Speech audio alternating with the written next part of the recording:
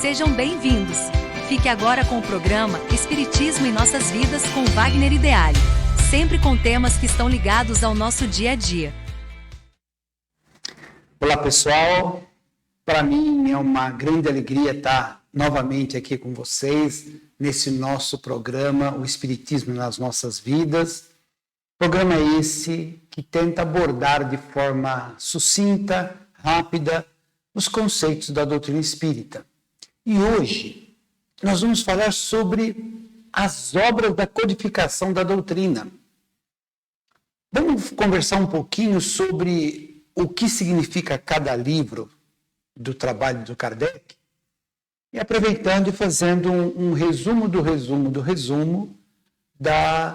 trabalho de Allan Kardec. Muito bem, Kardec encarna no dia 3 de outubro de 1804, um professor muito importante naquele momento na França. Ele escreveu inúmeros livros de gramática, de aritmética, de matemática. Ele chegou a ganhar alguns prêmios, ele tem vários diplomas de prêmios que ele ganhou. Bom, por que eu estou falando isso? Porque nós estamos falando de uma pessoa extremamente racional, uma pessoa que tinha, na época que estava encarnado aqui conosco, um conhecimento ímpar, né? E ele, alguém muito ligado a um movimento científico daquela época da França. Participava de várias sociedades de estudos. Quando chegou um momento na vida de Kardec, que até então o professor Hippolyte de Nizat-Rivail, acontece que ele é convidado a assistir umas coisas que aconteciam não só na Europa, como nos Estados Unidos, em vários lugares do mundo. Ele é convidado a assistir aquele que consta aí nos livros, mesas girantes. Se reunia um monte de pessoas em volta de uma mesa, davam as mãos e se concentrava, a luz bem fraquinha, e acontecia uma série de fenômenos. É importante que se diga, antes de falar dos livros, que esses fenômenos, eles eram gerados por um médium que tinha na sala, né? Infelizmente, tinha muita fraude, sim. E o Kardec, a categoria da forma que Kardec pensava, a análise lógica e criteriosa dele, fez ele se livrar desses embustes, dessas fraudes. E ele se focou realmente em pessoas sérias. E viu que estava descortinando na frente dele uma nova ciência, uma ciência experimental. Essa ciência, ela tinha como objetivo o estudo dessas inteligências extracorpóreas, que depois ele vem chamar de espíritos. E essas inteligências extracorpóreas estão no mundo extrafísico, ou o que nós chamamos hoje de mundo espiritual. Muito bem.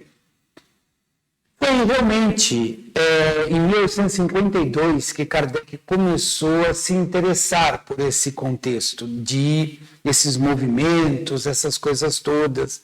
E há vários livros biográficos, né, de Kardec, filmes nacionais, inclusive, muito bem feito, que dá para a gente ter uma ideia muito superficial do que realmente Kardec enfrentou para conseguir fazer esse trabalho magnífico da codificação espírita. Não foi um trabalho simples, não. Tá? Como todo trabalho que envolve o contexto espiritual, é bastante difícil. Nos dias de hoje, existem muitos companheiros espíritas, né, que gostaria de tomar, vamos dizer assim, o lugar do Chico. Né, eu vou psicografar, vou nascer um novo Chico Xavier. Só que esse pessoal esquece que para o Chico fazer o trabalho magnífico que ele fez, para fazer o trabalho magnífico que Kardec fez, houve muito suor e lágrima. Não é uma coisa simples. Não foi nessa pompa que muitos possam até achar que foi. Se você fizer uma pesquisa profunda, vai ver que é muito difícil. Mas vamos lá. Passado um tempo, Kardec trabalhando nesse contexto de implantar um estudo metódico sério sobre o mundo extrafísico, a reencarnação sempre existiu. Não foi Kardec que inventou a reencarnação. O mundo espiritual não foi Kardec que inventou. Sempre existiu o mundo espiritual. Ele apenas descobriu. Igual a eletricidade. A eletricidade sempre existiu. Alguns cientistas descobriram a existência dela e aprenderam a controlá-la. Graças a isso, eu estou conversando com vocês agora aqui nesse equipamento de eletrônica que está permitindo, ou seja, o coisa que controla a corrente elétrica. Quando Kardec começa a amadurecer nesse estudo, ele junta material e consegue lançar o primeiro livro, que foi o Marco. O Marco para a humanidade, que ainda muitos não conseguem perceber, foi o marco do lançamento do Livro dos Espíritos. Em 1857, eu olho aqui, pessoal, porque eu não consigo lembrar as datas todas, né? Então, em 1857, Kardec entrega para o mundo o Livro dos Espíritos. Um livro que tem toda a filosofia espírita, todo o mecanismo da doutrina espírita. Para quem nunca leu, eu aconselho que leia. Já vou avisando, não é um livro simples. É um livro extremamente racional, metódico, as coisas se encaixam uma na outra direitinho. É um livro fantástico, mas é um livro realmente difícil. Os espíritos superiores, eles não têm aquele palavreado florido, não. Vou dar um exemplo. Primeira questão, o que é Deus? Kardec pergunta para os espíritos. E os espíritos respondem simplesmente: inteligência suprema do universo, causa primária de todas as coisas. Ponto. Vamos para a próxima resposta. E assim, todas as respostas, elas são profundas e de um contexto bastante importante, nos explicando o que é o Espiritismo. Depois, passado um ano, em 1858, Kardec lança do seu próprio bolso a Revista Espírita.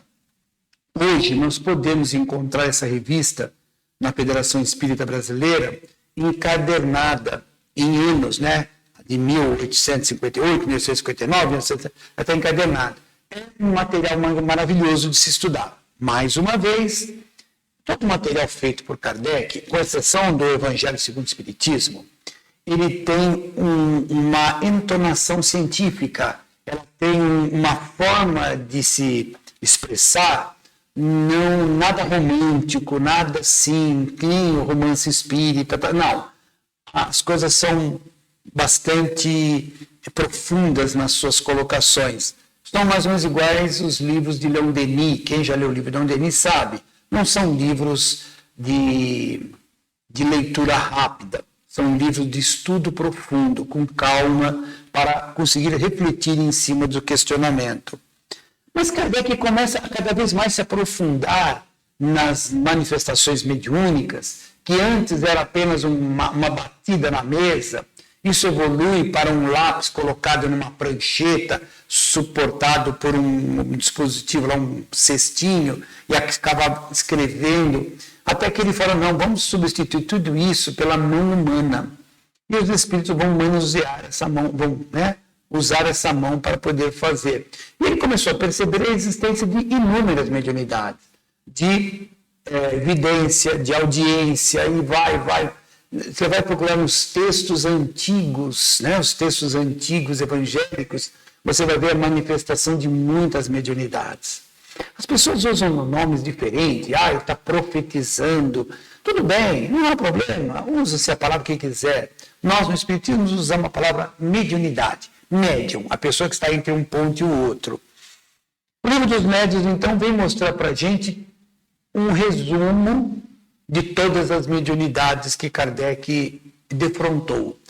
Hoje, outras mediunidades têm aparecido, algumas mediunidades sumiram, desapareceram, não tem mais razão de ser.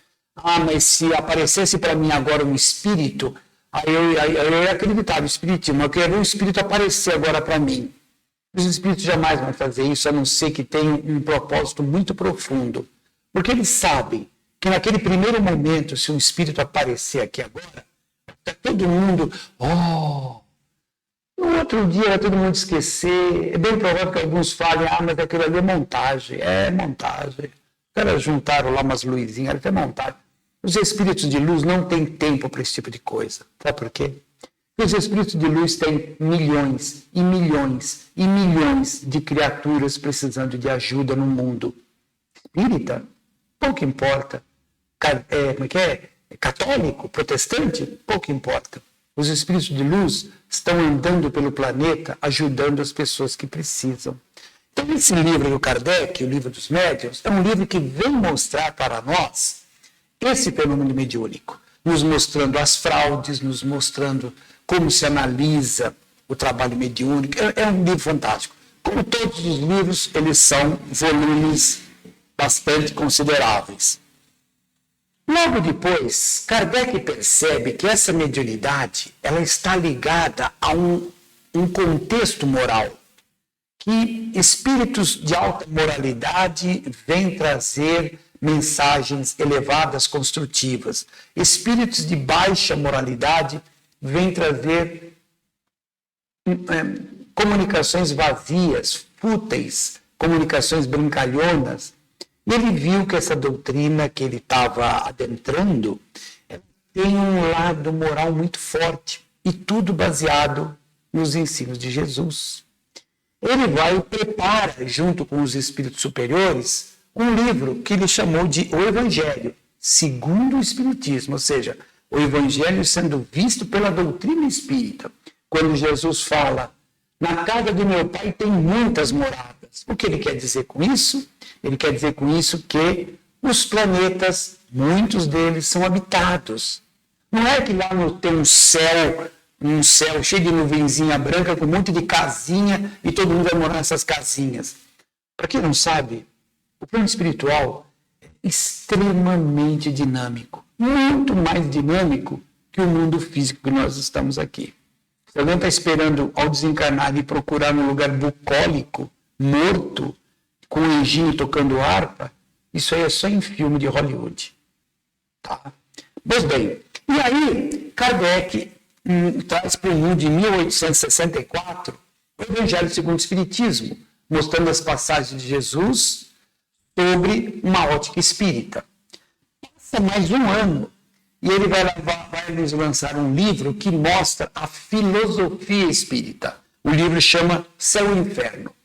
Ele traz toda uma explicação à luz da doutrina espírita sobre o céu e o inferno, ou seja, sobre a justiça divina. É nessa hora, nesse livro, também outro livro bastante que nós precisamos nos concentrar para ler com calma, sem pressa, é um livro muito profundo, mostrando a lei de causa e efeito, mostrando a passagem de Jesus que diz que a semeadura é livre, mas a colheita é obrigatória. É um livro fantástico também, que precisa ser lido por todos nós. Em 1868, ele vai lançar para o mundo o livro A Gênese. Esse livro, boa parte dele, foi escrito pelo espírito de Galileu Galilei.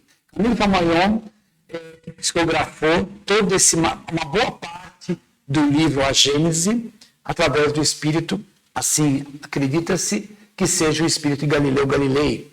É um livro fantástico, um livro maravilhoso também, que vem tratar sobre os milagres, as predições, a lei mosaica, a teoria do Big Bang e todo um monte de contextos importantíssimos que nós precisamos conhecer. Muito bem, em 1869, Kardec, em 31 de março de 1869, Kardec parte de volta para a espiritualidade. E ele, os seus amigos que ficaram por aqui, faz uma coletânea de um monte de material que ele ainda tinha e lança o livro Obras Póstumas, em 1890. Nós temos que adicionar a esses livros um livro chamado O Principiante Espírita, um livrinho fininho, bem básico. Um outro livro chamado O que é o Espiritismo, também um livro fininho, porque todos os outros aqui é tudo, né, livrão. E um livro chamado A Obsessão. Kardec escreveu um livro sobre a obsessão. Então, aí sim você tem não só o Pentateuco, que são as 5 obras básicas, mas você tem mais algumas obras complementares para formar esse trabalho maravilhoso que Kardec nos deixou. Trabalho esse que não é dele, é dos Espíritos, está lá no Livro dos Espíritos. Esse trabalho não é seu, é nosso, disse os Espíritos. Você quer assumir esse trabalho? Ele disse que quero. Os Espíritos falaram, não vai ser fácil. Vai ser uma parada muito difícil. Mas ele assumiu e triunfou. E assim, nós temos a doutrina espírita aí para todos ler. Hoje, esses livros de Kardec estão aí, deve ser lido por todo espírita. Eu já li umas 3, 4 vezes o Livro dos Espíritos e cada vez que eu leio parece que eu nunca li aquele livro. Nossa, tudo novo para mim. E assim é com todos os livros. O Evangelho é aquele livro de cabeceira que a gente deve ler com muita frequência. E hoje nós temos uma infinidade de escritores fantásticos. Nosso querido Chico, que psicografou de vários autores magníficos. O nosso querido Divaldo. João Nunes Maia, que tem também um trabalho magnífico. E assim vai, uma infinidade de nomes aqui no Brasil, fora do Brasil, que tem dado a contribuição para incrementar cada vez mais o nosso conhecimento da doutrina espírita. Conhecimento esse que nós precisamos adquirir, refletir e colocar em prática. Algumas pessoas gostam de refletir, mas põem pouco em prática. Outros tem uma ação dinâmica muito grande, fazem muita coisa, vem para cá, vai para lá, mas não para refletir. É necessário equilibrar isso, refletir e a ação de forma equilibrada. A doutrina espírita nos oferece a ferramenta para isso. Tá bom, pessoal? Até a próxima oportunidade do nosso encontro aqui no nosso programa O Espiritismo nas Nossas Vidas. Fiquem todos na paz do Mestre Jesus.